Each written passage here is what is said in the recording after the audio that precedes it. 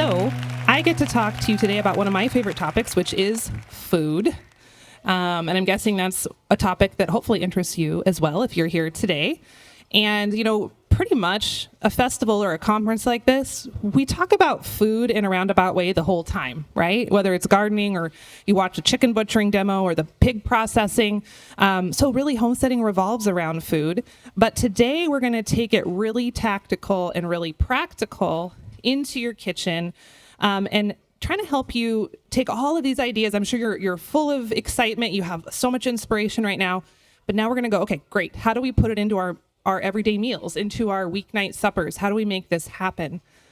Because I don't know about you, but when I come to a place like this and listen to super smart people, like how many of you listened to Michael Pollan and Joel yesterday? So good, right? And, even though I've been doing this a long time and I've read all the books, I listen to people like that and I just get so inspired where I'm like, I'm going to just go so hardcore on this. I'm never going to eat anything processed again. No more seed oils ever, right? I just get so fired up. And then you go back home to the real world and everything blows up and you have soccer practice and this deadline shows up and people, are coming over for supper and we end up leaning on those options that are comfortable and easy. And there's no shame in that. But I have found that if we want to hold that inspiration forward into our everyday real life, not Homestead Festival land, right? We have to get really tactical. We have to have some forethought. Doesn't have to be hard, but we do have to think through it. So what I have found, I have to type in my password. Hold on. Come on, computer. Oh, dear.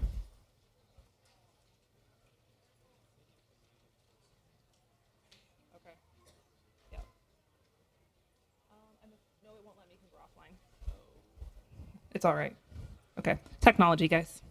All right. So what I have found that most of us, this is the vision we have, right? When we think of homestead food or wholesome food, we want the old-fashioned kitchen. We want that great grandma vibe. We want all the whole ingredients. And there's just this certain feeling that we're going after. I know when I set out to cook from scratch, this is kind of what I'm hoping for. That's what the vibe that I'm trying to recreate. But in reality, we want this, but our life looks more like this and this and this. And this, like lots of wheel time, right? I have kids who are in that stage where I drive them around to a lot of things, even though we live on a homestead, even though we live far from urban center, like there's that 4-H and there's sports and there's activities. And so my life has changed a lot in the last few years. When I first started cooking like a homesteader, I had babies and toddlers. And so I was home a lot. And that's its own host of challenges, right? Because nap times and fussiness. But now, they don't fuss as much, but we're driving and there's way more on my calendar. And so I think a lot of times when people see what I post online, they assume that I'm like frolicking around in a Laura Ingalls dress on the prairie all day, right? Spoiler alert, I do not. And my life probably looks like most of yours more than anything, right? I have obligations. I love owning businesses. I love having responsibilities, but it makes the Laura Ingalls thing a little tough. So what I'm here to share with you today is that you can have your cake and eat it too. Your old-fashioned whole grain sourdough cake, of course. And the kitchen doesn't have to be a pain point in your schedule. And I want to help close the gap and reduce that tension that so many of us feel. Like we have our ideals. We have our Michael Pollan and Joel Salatin on this shoulder, right? And then we have like the soccer mom, career people, business responsibilities on the other. And how do we bring those two together? Can we have both? I think we can. I think it's possible to have your cake and eat it too, but we have to think about this in a way that's a little bit different than the standard American person, which is cool because you guys aren't standard American people anyway, right? You're used to doing things in an unorthodox way. So this practicality will make all of the difference. So I have learned through using some of the strategies we're going to talk about in these few minutes together that the kitchen truly does not have to consume your life. It doesn't have to be a place of stress. It can truly be a place of enjoyment. And I'm just curious, is there anyone brave enough here today to admit that maybe you don't super love cooking? Oh, good. You are honest people. I love it. Sometimes people won't raise their hand because, it's not cool to say that. But it's good because I want to give you guys some hope today that even if you don't love cooking, even if it's not your most favorite thing to do in the entire world, you can come to a point where the kitchen is a place that you maybe even enjoy, or at least you don't despise it, right? There's ways to do that. I wanted to give you a little bit of a backstory on me. Some of you know this story, but I didn't come into adulthood with a love for the kitchen. I actually hated cooking. And my mom tried really hard to do some home ec stuff. So I was homeschooled, so she was, trying to give me a home ec foundation, and I was like, nope, not interested. Like, So when I got married, so my husband Christian, we were living quite a ways from town, and I realized that if we wanted to eat really anything, I had to make it myself. So that was kind of my first introduction, throwing me off the deep end into the world of you got to cook or you don't eat. And so I wanted to share with you my signature recipe from that period of my life today. Feel free to write it down. So the first thing you do is you grab a can of Spam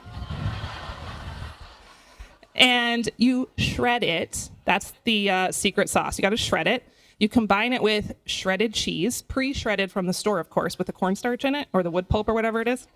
So you mix that together. You grab a loaf of store-bought French bread, and then you broil it. You put it on top and you broil it. And it's like this delicacy. And actually, Christian liked it. He probably still likes it to this day. You know how the husbands are sometimes, right? A little more compromisey than us purists. But anyway, that was the extent of my cooking experience as a young adult, as a newlywed. And so I went from a place of hating the kitchen, seeing no value in it, to I kind of like it now. I mean, you guys probably have come across my recipes. You may have my cookbook. Like, I love cooking.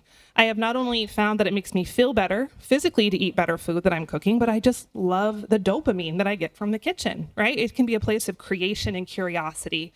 And I think that's something we don't give it enough credit for in our modern world, where we're just focusing on how do we get the thing in the microwave to the table as fast as possible. So really the key for me in learning to fall in love with the kitchen, or at least not hate it every night when I was making supper, is I really started to pull from the past, which is what we do so much in this world of homesteading and so much of what we're learning this weekend. And I have found over and over in my life, when I pull the secrets of the past or the efficiencies of the past and blend them with what we have today, something magical happens. It's like a really special sort of alchemy that just makes life, it feels like you're living in full color. You guys know what I mean when I say that? Like, life just kind of brightens. And so I love that mix. I talk about it a lot in my books. I think it's really important, and it's really what has enabled me to not only fall in love with the kitchen, but cook food that doesn't make me feel stressed out in my busy life. So today, we're going to talk about some of those strategies. And I really feel like, and I'm preaching to the choir here, so I'm going to go through this quickly. I don't feel like you guys need to be harped on this here, but we've lost our cultural knowledge of food. And I think most of you know that because you're here today, and we've had so many great speakers. When I was researching my latest book, Old Fashioned on Purpose, this statistic just really stuck out to me in a disturbing way. It's funny because as a culture, we're still interested in food, right? But we express that interest in consumeristic ways.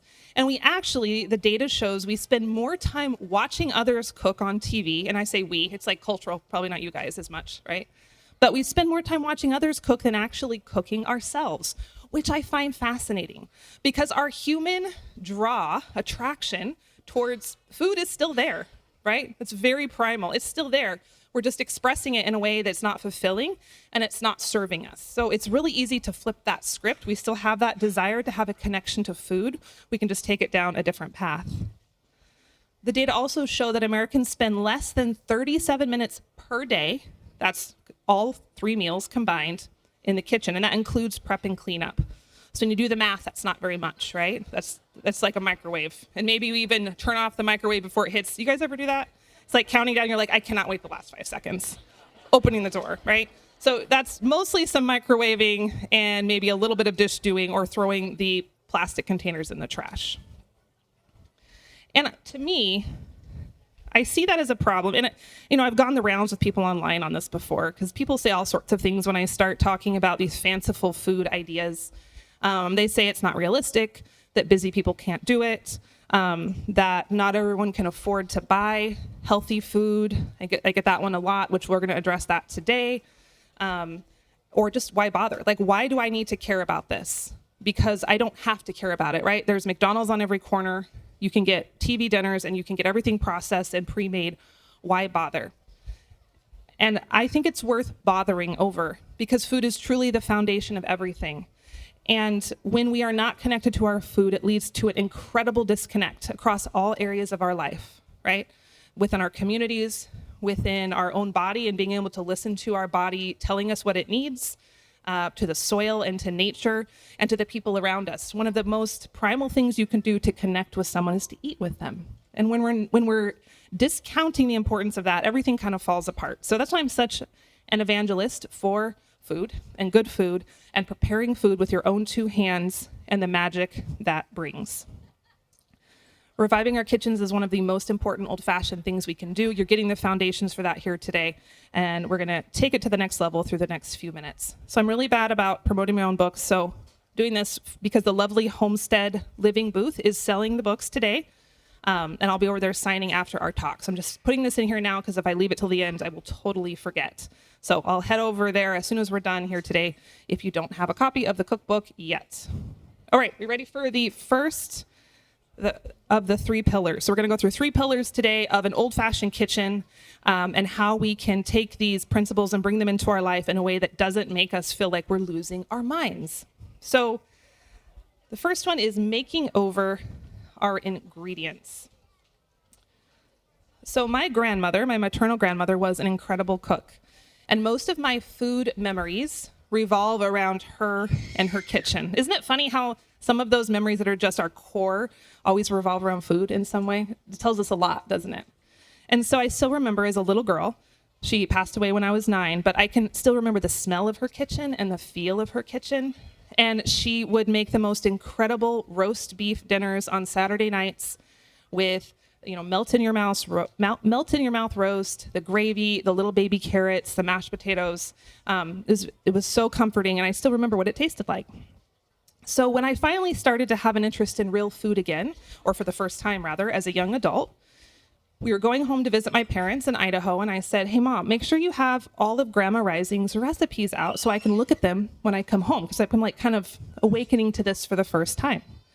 And so I was so excited, and I walked into the house, and Mom had all her handwritten recipes on that kind of thin onion paper. You know what I'm talking about? You had to hold it real carefully, and stained recipe cards. And I was so excited, and I started flipping through them. And my heart sunk because I started to realize that everything that was written on those cards, it was all processed ingredients. There was Oleo and Betty Crocker, tons of Betty Crocker cake mix, and Jell-O and Cool Whip, and some weird stuff that I think had since been discontinued, right? I didn't recognize it. So I was so disappointed, and I realized I know she had cooked from scratch, and I think those recipes were still in her mind, but she was so enamored by the processed darlings of her day, which so many people were, that she had started to kind of almost let that erase her whole food knowledge. And so it was really disappointing. I did find a few I was able to take home with me, but it really underscored how much our food culture has changed.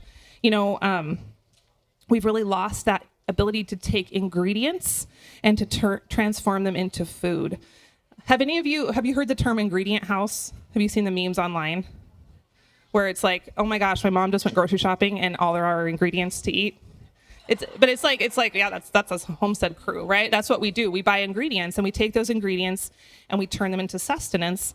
And so it's really important that we have the ingredients that were going to give us a good foundation to transform into the food. So good cooking must start with a good foundation. I know that's, again, I'm preaching to the choir, probably elementary for this crowd, but I just want to encourage you that if you're feeling inspired from the conference this weekend, one of the best things you can do is to go home and just kind of look at your pantry or your refrigerator or your freezer with new eyes and go, how can we do some swaps?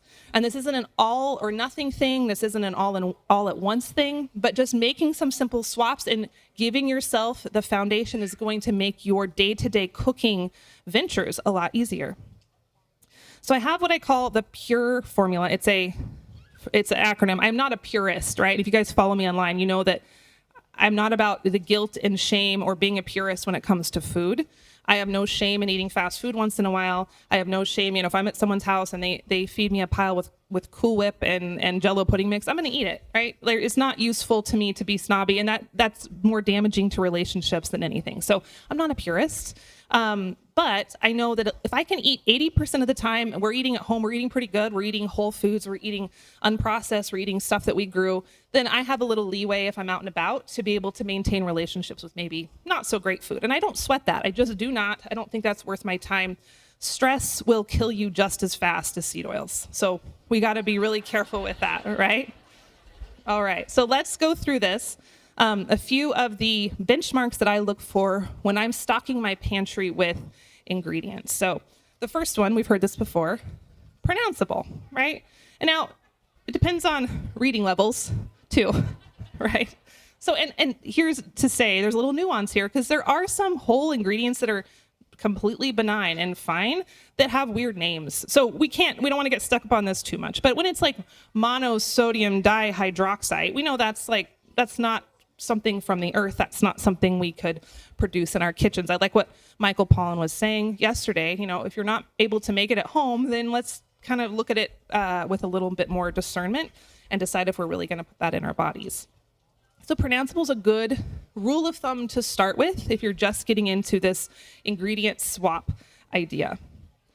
The next one, of course, is unprocessed. If it needs a factory to be created, then let's try to pull that out of our life.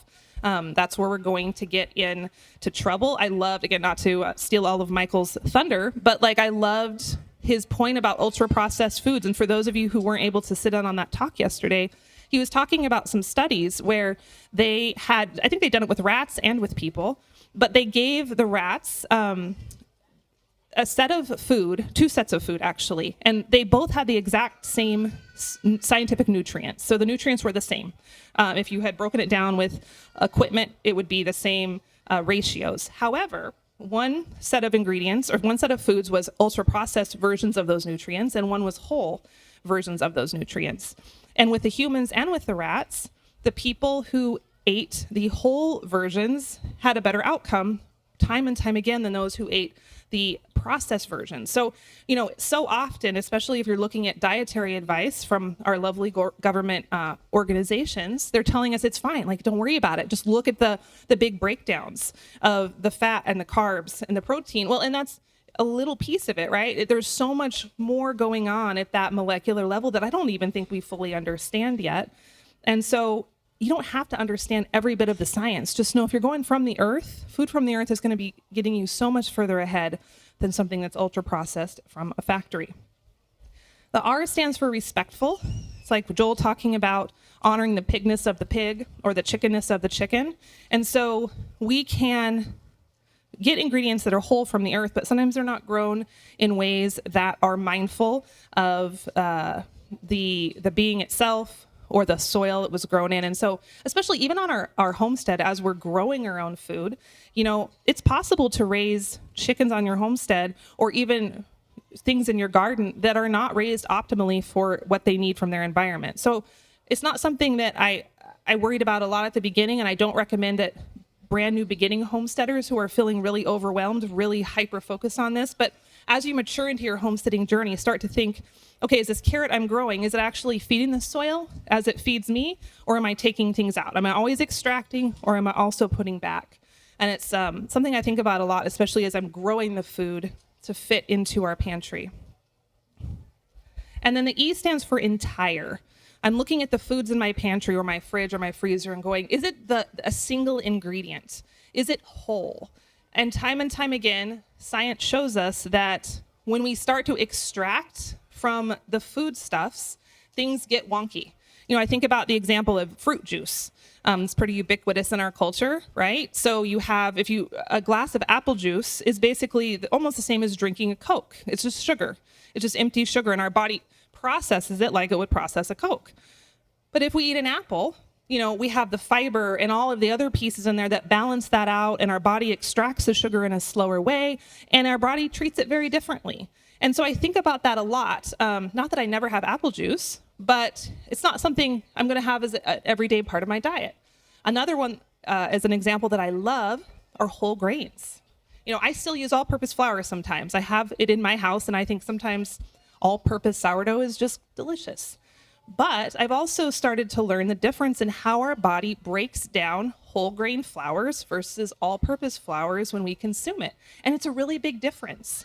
So if you're working on fine-tuning your diet or trying to work on your metabolic health, those are the things to consider as you're stocking your pantry. Because if it's not in your pantry, you can't use it. You're not tempted to eat it. So, again, I use all-purpose flour, but the whole grains, I found with my kids and I, we even do little experiments, and I'll say, okay, so this morning we're having toast made with white sourdough bread that we've made with all-purpose flour. And then the next morning we'll have toast made with 100% whole wheat bread, sourdough bread. And I'll say, okay, so which one do you feel like you want to keep eating? Because your body doesn't know when to tell you to stop. And they're like, well, it's the white bread. I feel like I could eat 5 slices of it and I never feel full. And then we contrast and we'll say, how do you feel after you eat the whole wheat bread? And they're like, well, I eat a piece or 2 and it feels good, but then I just feel full. I feel like my body doesn't need it anymore.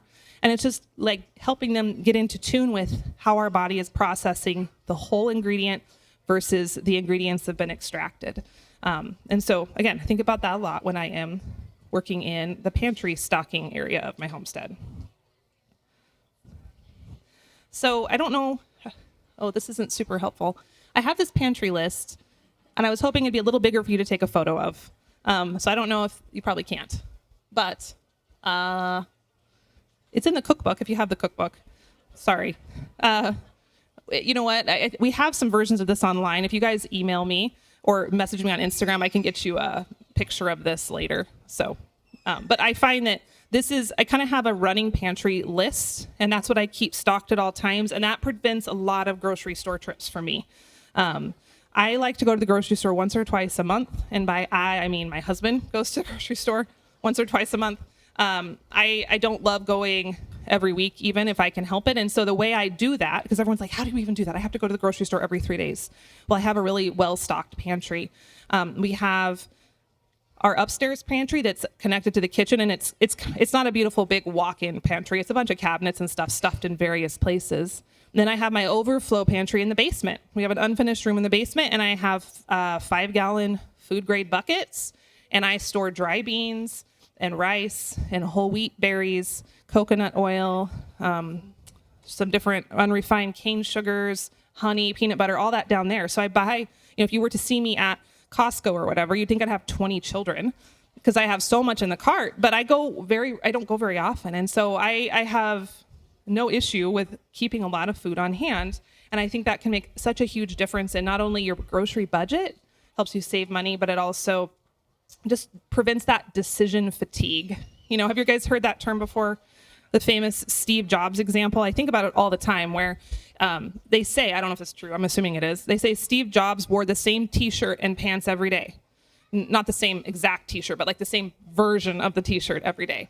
Because he had to make so many important decisions in his life, he knew that after a while, your brain just can't do it. You just can only make so many choices during a day. And so he was trying to eliminate one choice that he had to make in what he wore. And so I think about that a lot as my life is busy and it is stressful sometimes. Like, how can I not have to think about grocery shopping this week? How can I not have to worry if I have enough flour or enough salt? If I buy in bulk, that takes a lot of that out. I think this is one of the most undersung principles of cooking like a homesteader, is just having some food on hand.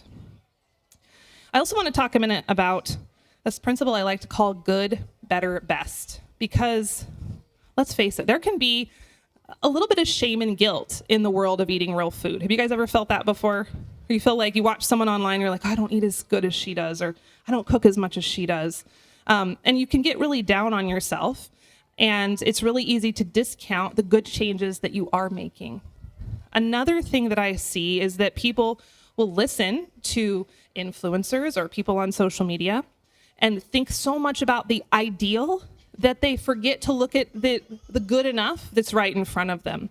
And so if you are working on stocking your pantry in a more efficient way, in a healthier way, I recommend we think of it in buckets, right? So good, better, best is how I think of it. When someone is first starting to make a switch, I say go with ingredients that are good. So I'm going to use fats or cooking oils as an example, because I think that has a really big impact in your kitchen. If you can get rid of some seed oils, if you can get rid of the canola oils and the margarines, the Crisco, and swap out, this is going to be big. So when people are first making this, I say, you know what, let's just focus on getting more butter and more coconut oil and more olive oil into your kitchen. You can find those in any supermarket. They're not crazy expensive as long as you're kind of picking and choosing your brands.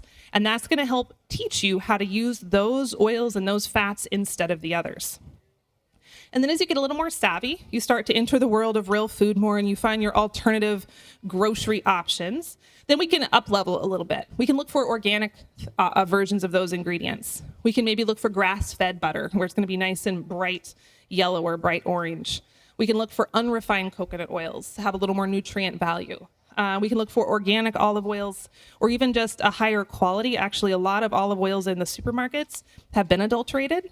There's not a lot of regulation there, and so they'll put other oils in there and you just can't really tell. And so that's why a real high quality olive oil straight from the farm smells vastly different than what you get at Kroger. Again, I like to see people go in stages though, because if you go from 0 to 60, you're going to burn out and you're going to dislike this whole thing and quit. So we're going in stages. And then, oh my goodness, computer. Bear with me, y'all. You've heard my podcast episodes ranting about technology, right? Okay. And then best, like, if you can swing it, when you're able to graduate to this bucket of ingredients, maybe we go into home-raised butter. I kind of feel like that's the ultimate, but not everybody is going to get home-raised butter. Or not everyone has a milk cow. Not everyone has a neighbor with a milk cow. Not every neighbor with a milk cow will sell you the butter because it's like freaking gold. And so we're gonna give ourselves some grace. You know, tallow and lard are an awesome option if you can render it yourself, which I hope you will someday. But you know, you can also find some vendors online or local vendors, but it's a little trickier to find than the butter that you might just have at your grocery store shelves. So if we can start to stock our pantries in those stages, then we're going to be able to do this without completely stressing ourselves out. A few little bulk tips, because I get a ton of questions about this. Any other bulk buying fans? Yes, okay. I couldn't live without bulk. So do y'all an Azure Standard drop? Have you guys heard of that? We have some Azure. I know we have some good drops in this area. I've talked to people. So if you're not familiar with that, Azure Standard can be your best friend in terms of they have larger quantities if you want. They have smaller quantities too. Larger quantities of organic, more whole foods. So this is where I get my wheat berries, my sugars, my beans, my rice. You can get it in 25-pound bags, 5-pound bags, 50-pound bags on some of them. And they come once a month. And that's been a game changer for me. And that keeps me from going to the grocery store as much. A lot of people say I can't do bulk because I don't have a big house. And I just want to encourage you that you don't have to have a pantry to store your food. It can go in under beds. It can go in coat closets. It can go in random places. As long as it's staying dry and it's not freezing. I don't think you guys freeze a lot here anyway. That's more of a me thing, me problem. But as long as it's not going to freeze and it's staying dry, you'll be good, right?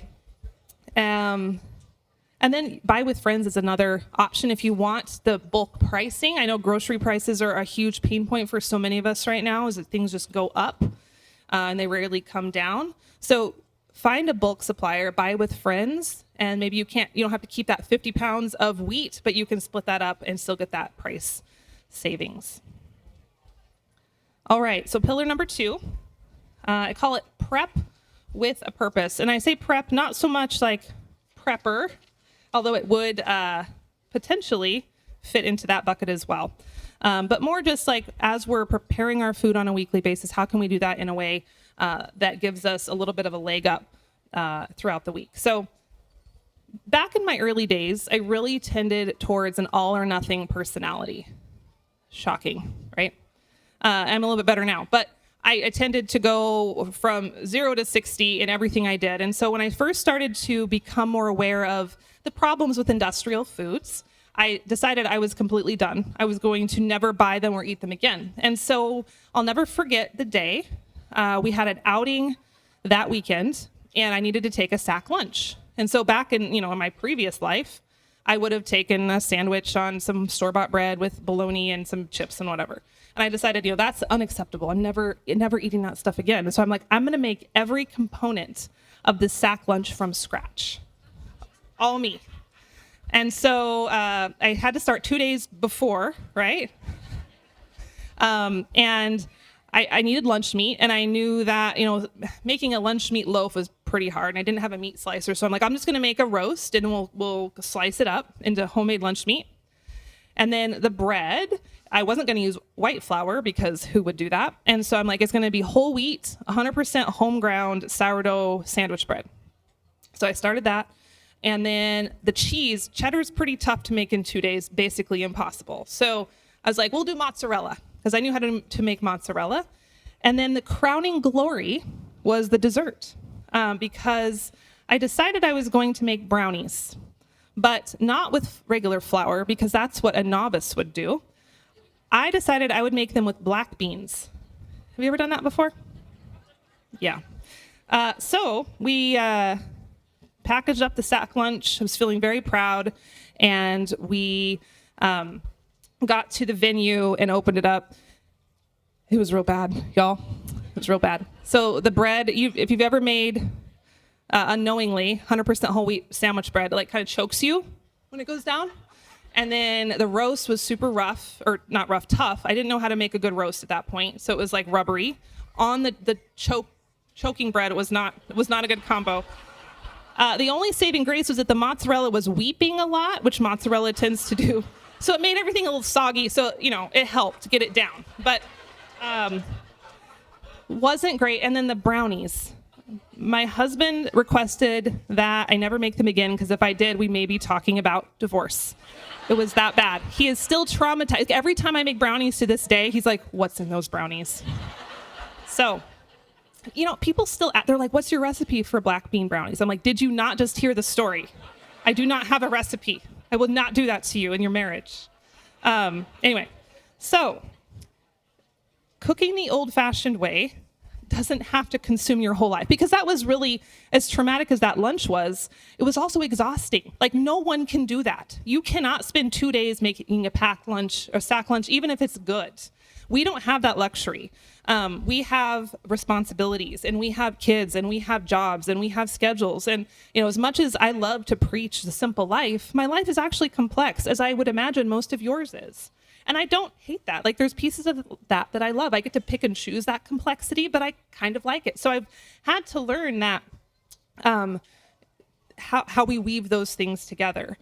And to me, the only way I can cook from scratch in an edible way that doesn't bring me stress is planning and preparation. I know that's obvious, but I think that's the piece that a lot of people miss. And it's really, really important. So for me, the from scratch food kind of has to have a crossover. It needs to be healthy, but it also has to be semi-fast. And I'm not talking microwave fast, but the recipes like homemade raviolis, love them, but I just don't make them very often. That's not the type of from scratch cook that I am. That just takes too long.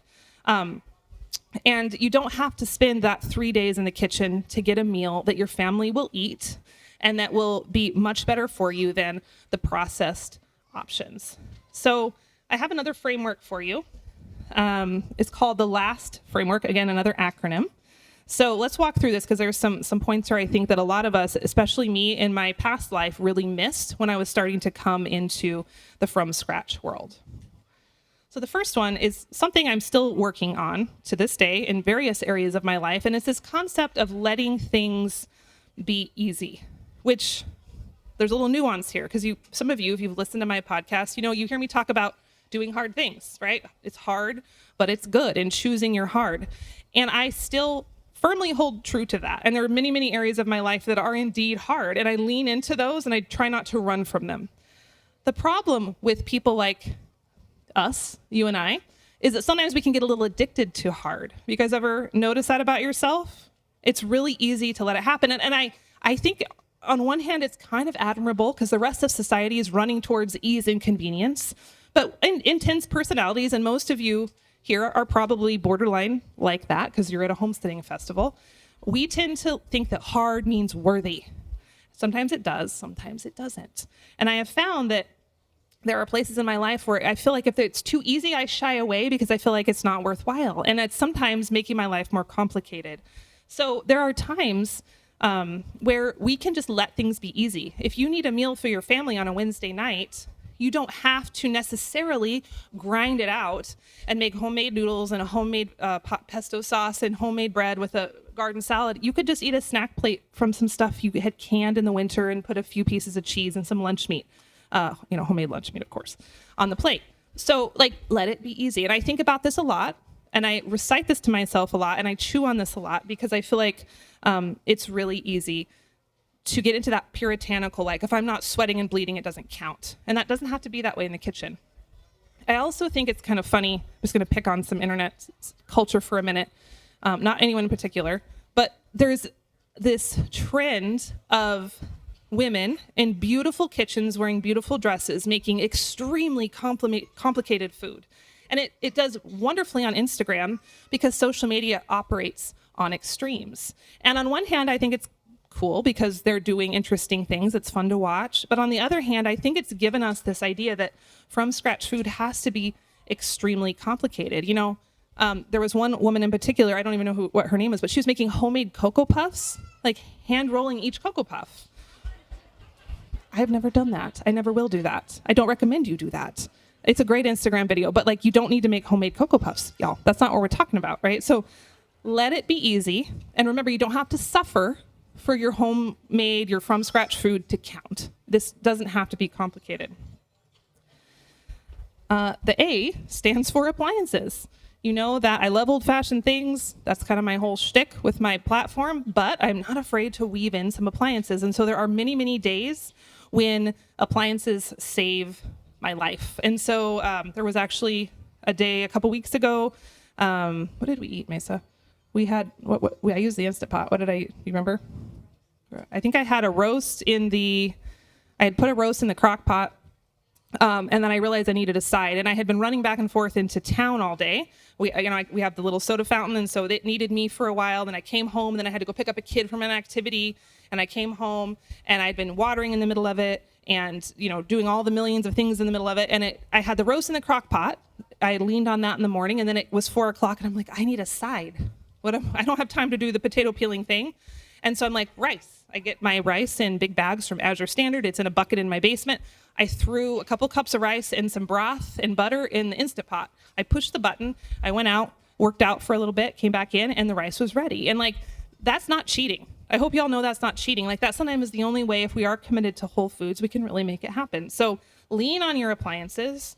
I don't do a lot of the whole meals in the Instant Pot. There's a ton of recipes for that. Nothing wrong with that, but I find I prefer components. If I can use an Instant Pot to make the rice, to make beans, it's a lifesaver. To make broth, to cook squash, because squash takes a long time, and then I always burn it because I forget about it in the oven.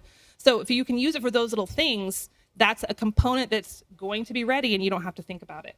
I also like my food processor on occasion for shredding and slicing, and a hand blender. I find that's a really big game changer because there's so many recipes where you're pureeing, the tomato sauce, etc., and they'll be put it into a blender. And I'm like, if you've ever tried blending something hot, it doesn't end well. It's very explosive. So I just like to blend it in the pot, but those little tricks are going to give you the tools you need to be able to live your modern life and also put that food on the table. The S stands for squirreling it away. And this is where we're making the components as we go and tucking them away for later. And that's how, even on a really busy day, we can sit down and within 30 minutes, 40 minutes, I can have a homemade, homegrown meal on the table. And it's not that I made the pieces that day necessarily, but rather that I made them over, the tomato sauce last summer, the sausage I seasoned in frozen 1-pound packages a couple months ago, the vegetables I'd canned previously or frozen. So it's just when you have time, tuck it away like a little squirrel, and it will come together in really beautiful ways when you need it. And then lastly, techniques. And I think I'm, again, preaching to the choir a little bit but when you develop basic skills in the kitchen, it's going to give you that ability to transform the raw ingredients of the earth into food. So I would recommend making a kitchen skills bucket list if you don't already have one, where you write up the things you want to learn, right? Whether it's sourdough bread, or it's knowing how to make a roux, or it's knowing how to saute vegetables really well, caramelize onions, make a biscuit, make a pastry, make a pie crust.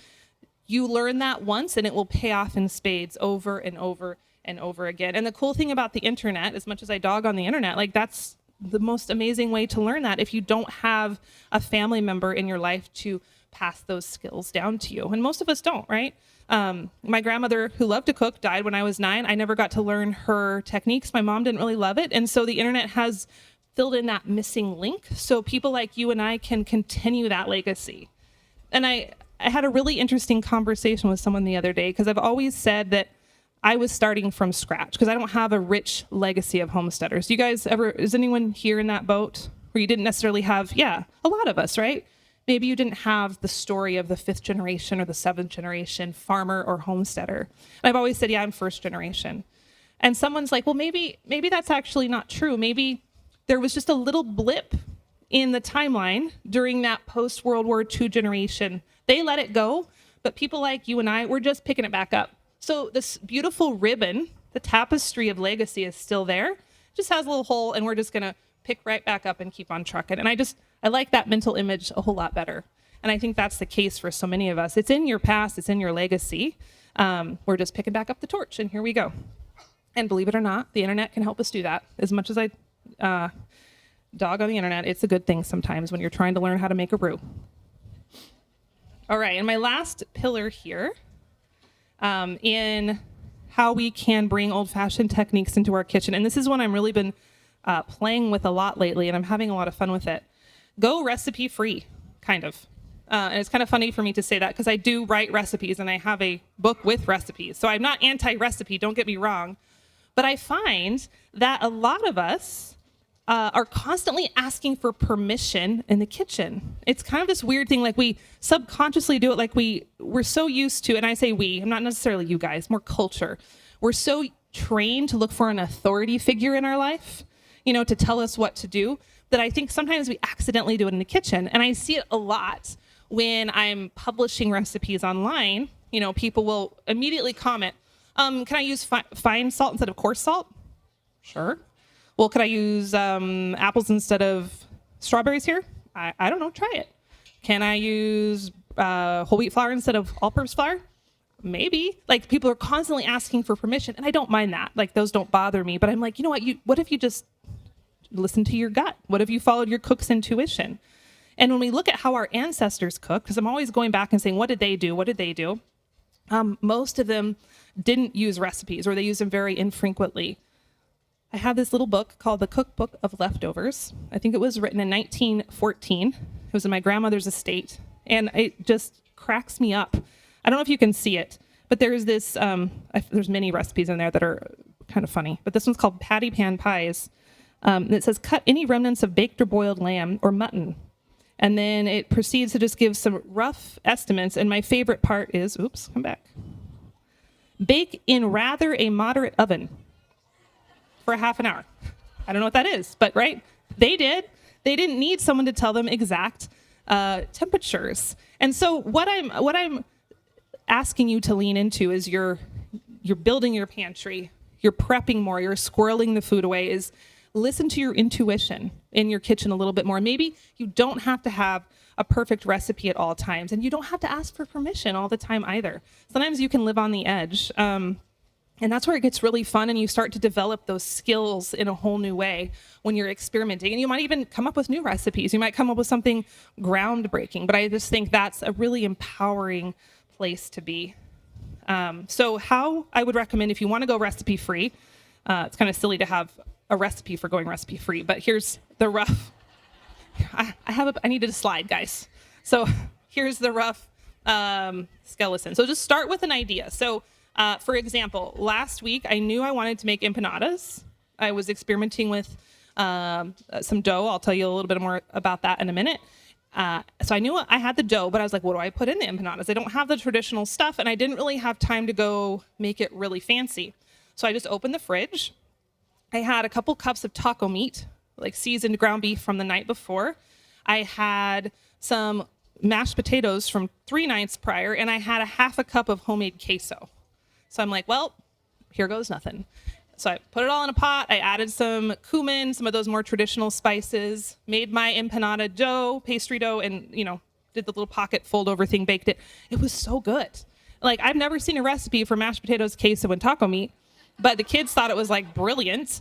And I'll probably make it again next time I have leftover mashed potatoes. And so start with a skeleton, edit according to what you have in the fridge. And this is where I see a lot of the traditional meal plans kind of falling short for people like you and I, is they give you grocery lists and shopping lists. But most of us have our own hodgepodge of ingredients, right? We have the garden, and it's really frustrating to me when a shopping list is telling me to go buy strawberries and oranges in August, and I'm like, no, there's like cucumbers and tomatoes, and like I need to use what's in the garden, otherwise it's going to waste. And so use your ingredients, let them speak to you, and let them guide how you're cooking, and just be loose, listen to your intuition, and don't be afraid to experiment. You don't have to have a food blogger give you permission to try something, right? Just give it a go. You'll probably mess up. Awesome. Just means you're trying. I mess up all the time. Okay, so as we wind down here, I think I have time for a few questions before I run over to the book table. I didn't do this on purpose, and I'm usually way not organized enough to have this work out, but I've been talking about this on social media a little bit. For those of you who have struggled with meal planning in the past, because I certainly have, I am launching something on Monday that is based around these recipe frameworks. So this isn't a hard sell, but if you are interested, you go to the link. I think you can see it, theprairiehomestead.com/waitlist. You can get on the email list, and I'll announce it tomorrow night if I can get the email written on the airplane on the way home. So if you are drawn to more old-fashioned cooking, you want some frameworks, you want to be able to use what you have in your garden, in your pantry, you can come check that out. I'll send out more information tomorrow night. Alrighty, guys, we have a few minutes. Are there any questions before we go?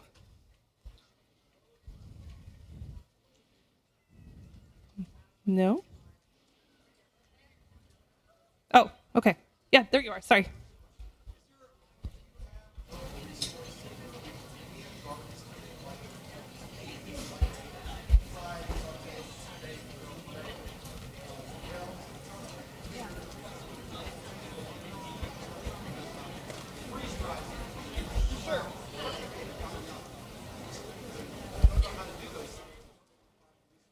Just for when you have a glut of a certain vegetable.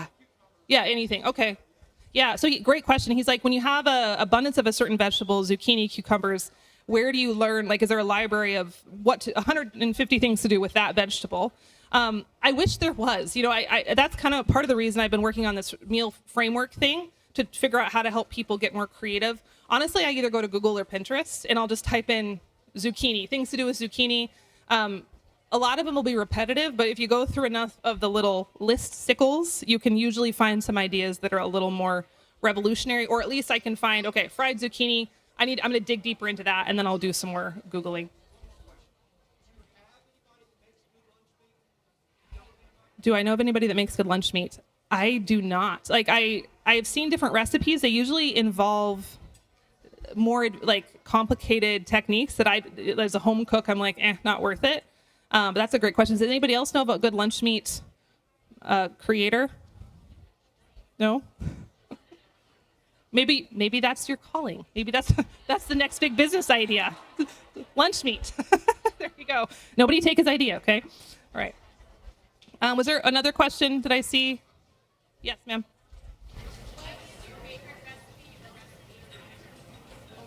That's a hard question. Everyone asks me that. My favorite recipe from my book, I'd say probably, it depends on my mood, but the Dutch oven bread is just like classic and favorite, and I make it a lot. So, and the French bread, it's usually bread. I like bread.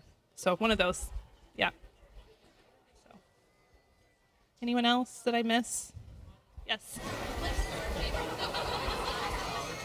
Oh, what's my favorite cookbook beside my own? I love Salt, Fat, Acid, Heat by Samin. Do you have that one? Yeah, I love hers. And there's another one. Samin Nosrat is the whole name of the author. It's brilliant, and it's really technique driven versus like super strict recipes. But one for meal planning that I love is called Cook Once, Eat All Week. I don't remember the name of the author. I think she has a blog. And I like the first one that she wrote better than the second. And it has just really good, kind of in my style of like, no processed foods, really simple ingredients. I use hers a lot. Cook once, eat all week. Salt, fat, acid, heat. And the author's name is Samin Nosrat. I may be pronouncing it incorrectly. But it's really good. She has a Netflix 4-part documentary that's excellent as well. All right, guys. Anyone else that I miss? Thank you so much for being here. I appreciate your time.